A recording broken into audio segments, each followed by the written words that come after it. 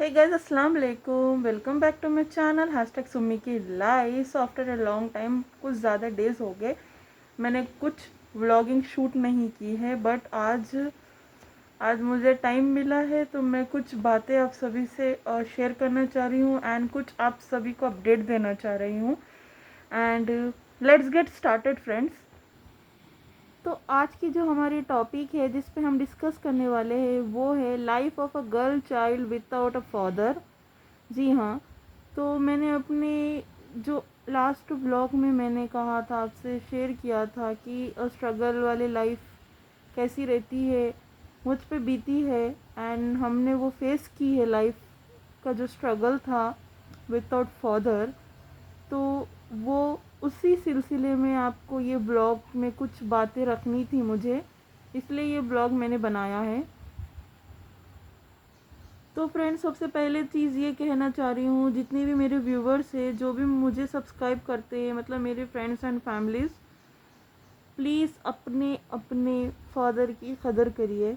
तो ये सबसे पहली चीज़ मैं आप सबको कहना चाह रही हूँ, क्योंकि देखिए हमें नहीं पता कि हमें खुद हमारी लाइफ का कुछ भरोसा नहीं है। आजकल इतने सारे केसेस भी आ रहे हैं, न्यूज़ में तो सभी लोग देख ही रहे होंगे। यंग यंग लोग जो अच्छे खासे हेल्दी रहते हैं, हेल्दी लोग दुनिया से चले जा रहे हैं, रुखसत हो जा रहे हैं दुनिया से। तो हमें तो क्या है, एक चीज़ तो है कि हमारे जो सराउंडिंग में हम जिसके साथ रहते हैं उनको हम खुशियाँ बाँटे, खुशियाँ दे, ये एक चीज़ है हमारी।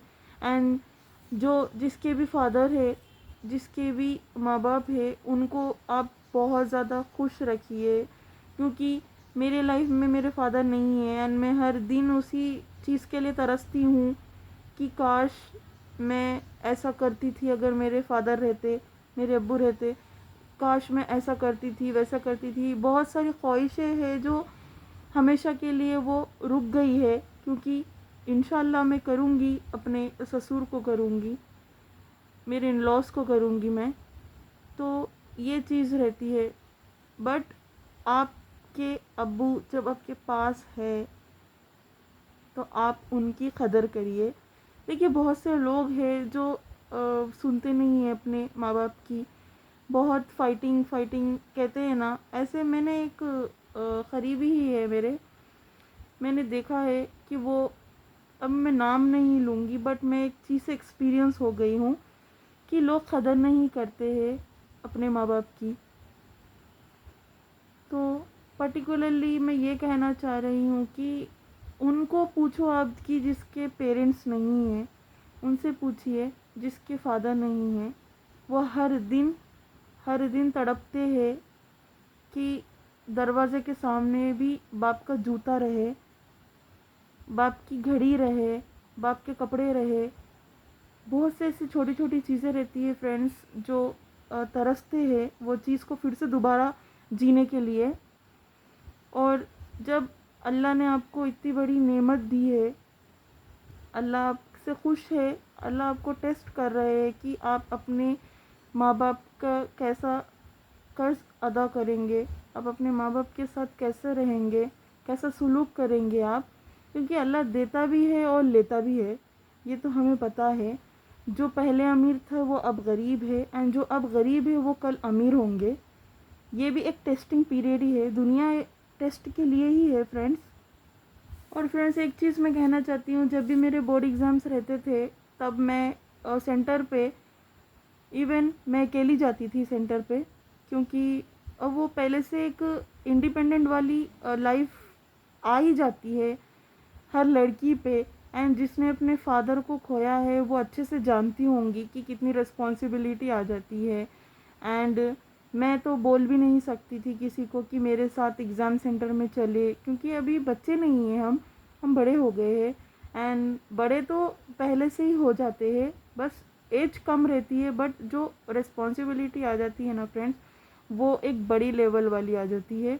एंड जब मेरे एग्ज़ाम्स रहते थे तब मैं चुप, किसी को बोलती नहीं थी। मैं एक अपना एक शेयर कर रही हूँ मैं, जो चीज़ मुझ पे बीती है। एंड ऐसा होता था कि फ्रेंड्स, मैं सेंटर पे अकेले जाती थी तो वहाँ मैं बहुत से लोगों को देखती थी कि वो अपने फादर के साथ रहते थे या फिर वो अपने भाई के साथ आते थे एग्ज़ाम सेंटर में। और मुझे एक चीज़ होती थी कि काश मैं भी इन लोग की जगह होती। तो मेरे अंदर ऐसी एक चीज़ आती थी फ्रेंड कि मैं अब तक के मेरे सारे एग्ज़ाम्स मैंने अकेले ही गई हूँ, मैं अकेले ही लिखी हूँ अल्हम्दुलिल्लाह से, सब कुछ अकेले अकेले ही हुआ है। एंड वो कहते हैं ना, किसी पे डिपेंड रहना नहीं चाहिए, इंडिपेंडेंट ही रहना चाहिए। बट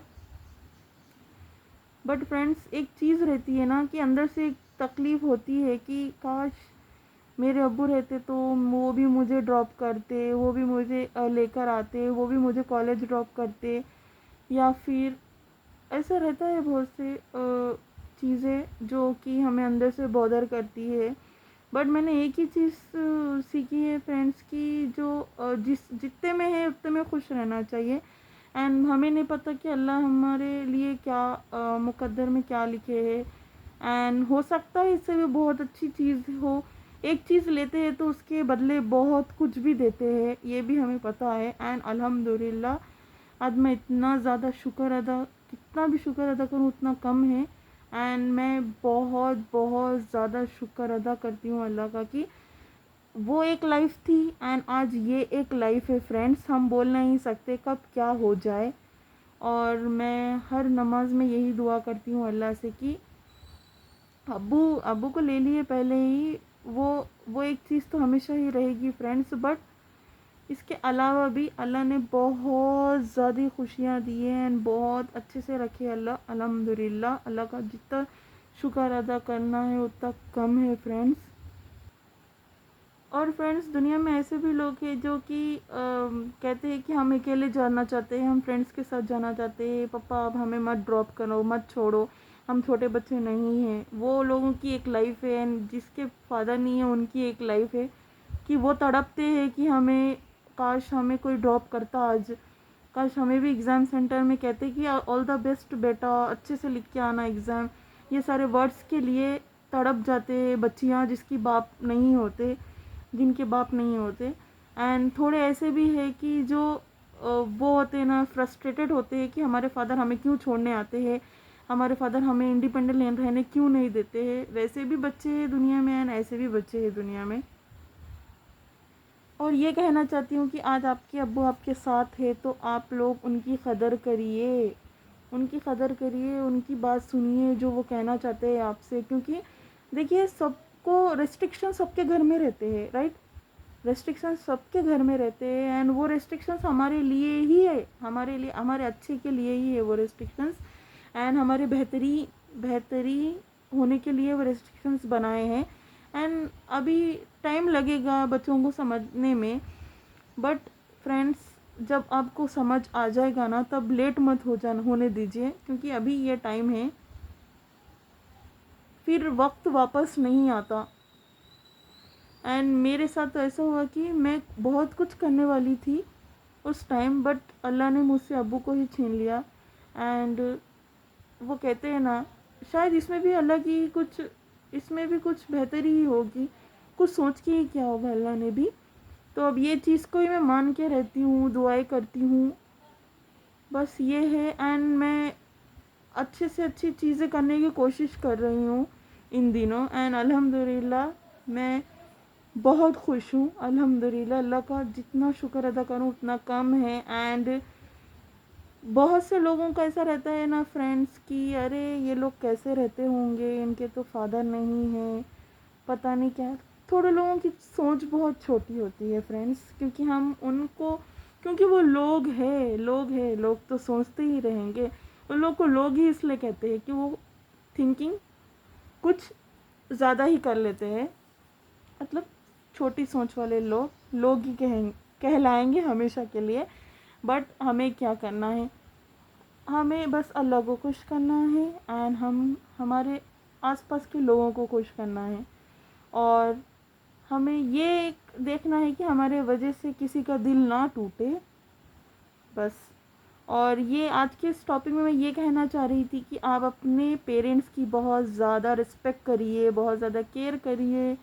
और वक्त वापस नहीं आता, ये जो वक्त है उसको जीना चाहिए अपने लोगों के साथ। और प्यार से रहिए, खुशी बांटिए और हर मोमेंट को एंजॉय करिए। बस मिलती हूँ अपने अगले व्लॉग में। अल्लाह हाफिज़ फ्रेंड्स, अपना ख्याल रखिए।